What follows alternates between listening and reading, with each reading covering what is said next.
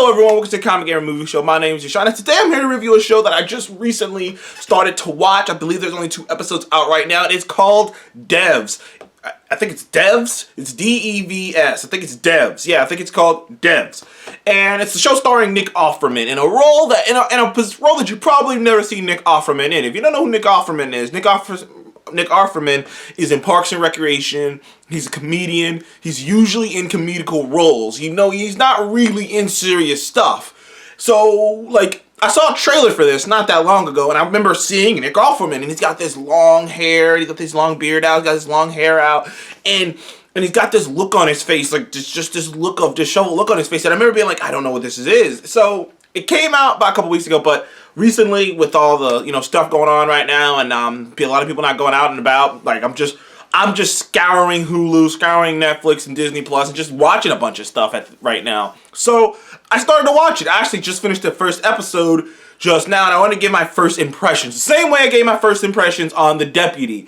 And I have to say, it's intriguing. Now, I will admit, I thought Dubs was going to be a little bit more cerebral, because this is FX. Dubs is on FX, and FX, I mean, this is the home of Legion, Fargo, Sons of Anarchy. This is, FX has a reputation for being some high concept, stuff. And Dubs is high concept stuff. Like, it seems like this takes place in a future, in a not so distant future. It's not like a future where it's like, oh, everything's so different, but it's a future where technology seems to be advanced. Like, you see one woman walking around with cybernetic limbs, but it's not so fancy that, like, everything looks normal. It's just there are certain subtle things that are better, like cybernetic limbs and certain things of that nature. But you follow these, you followed Sergey, this guy who works at this huge tech conglomerate, and Nick Offerman's character is kind of like he's like the Steve Jobs of this entire thing. You can think of him like like Steve Jobs or Bill Gates or someone like that. He's the head of this company. He's the face of this company. He's the leader of this company, and it's like this tech conglomerate. And him and his girlfriend Lily, they work there, and like they work different things. He works AI, and Lily works decryption. So they work there. It's obviously a place to home, for young and inventors and people to advance their careers and whatnot. And needless to say, Sergey's working there, and like that's really all is Sergey and Lily are working at this big tech conglomerate.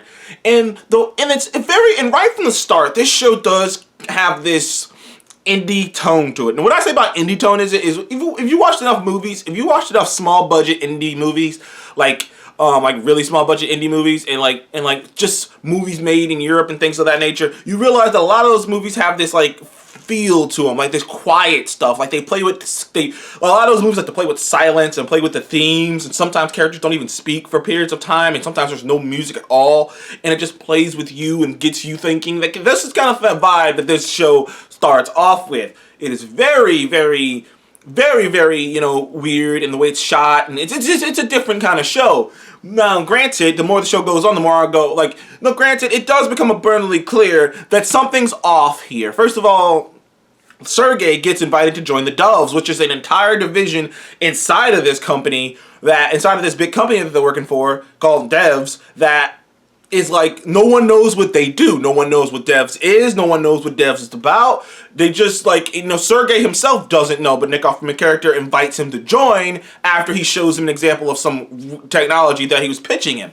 And it seems like things are going good for Sergey. He's getting invited into this thing, but then things start to go south, and somewhere along the way, there's some intrigue. First of all, it seems like Sergey may have been a Russian spy, which I'm not sure if he was a Russian spy, because when he got into Dove and he saw the coding, he couldn't believe what he was looking at. He couldn't, because that's all they told him was to read the coding. He could not believe what he was looking at. He could not understand it. He was so overwhelmed with the coding that he was reading inside Doves that he threw up. He was nervous. He was freaking off all over the place. But he was fiddling with his watch, so it may have been a trick watch to take pictures, which is what he was convicted of by Nick Offerman doing his best impersonation of just the creepy tech guy. So far, the way the show's turning out to me is it's going to be one of those the only question I have, I thought the show was going to be a little bit more subtle, I will admit. I thought the show was going to be really subtle about if Nick Offerman was a bad guy, if these people are sketchy, and I thought it was going to be something that kind of just like hinted at and that you wouldn't fully understand. But right off the bat, you know, Nick Offerman and all the people, and a lot of the people working here, the security, the guy who works head security, they're up to something. The only question that the show leaves you with after episode 1 is, one, what the hell's on that coding that freaked Sergey out so much?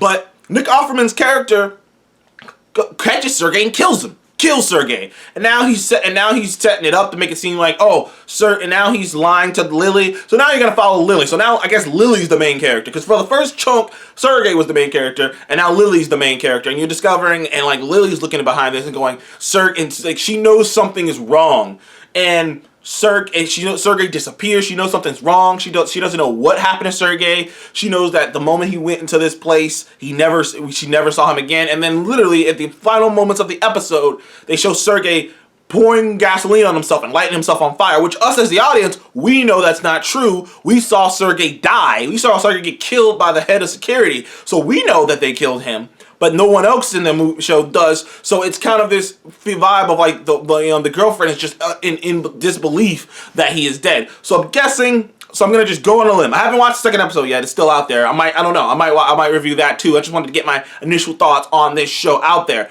So I'm guessing. I'm gonna go on a limb and say that Lily is going to mourn, and she's going to look into Sergey, to what happened to Sergey. They're going to find out she's looking into what happened to Sergey, and they're going to start, and it's going to be this game of her trying to avoid getting caught by them trying to avoid having it, because it seems like Nick Offerman's character, they're going for this complex thing, because he seems like he's the villain, but he's not muhaha. In fact, after killing Sergey, find out later on, he's crying about it because he didn't feel good about it. He has this philosophy, which might be what's in the coding, that everyone has lines, and that if we learn to read it, we can know our futures. Is that there is no such thing as free will. There is no such thing as chaos. It just seems that way to us because we have been telling ourselves that for so long that we don't know how to interpret it. There is actual way. Life actually has order, we just can't read it yet. And that's kind of like his mindset, like at least that's what he said to Sergey, because he went on this whole tangent about, Sergey, you betraying me, you taking those pictures, that's not your fault. You're destined to do these things. There was nothing you could have done about it. You were destined to be here doing these things, and I forgive you. Which in hindsight, I thought, oh, maybe he's actually forgiven him. But in hindsight, what he really meant was, I forgive you before you die. I don't want you to die knowing that I forgive you. And like I said, Nick Offerman is doing this. It's an interesting character he's playing. It's kind of playing, like I said, like the CEO of a tech company gone bad, gone wrong, like something's gone wrong.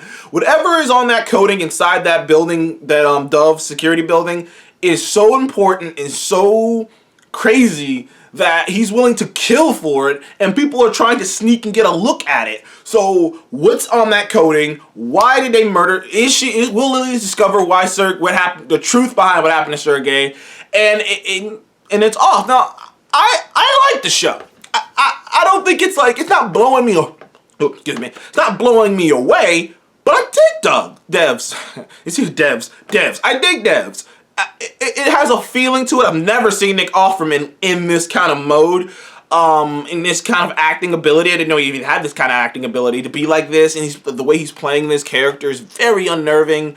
You root for Lily because you root for Lily, but they don't over-exaggerate. In fact, in the episode, they show that Lily has done some sketchy things. Well, not sketchy things, she just did some fucked up things in her past as well.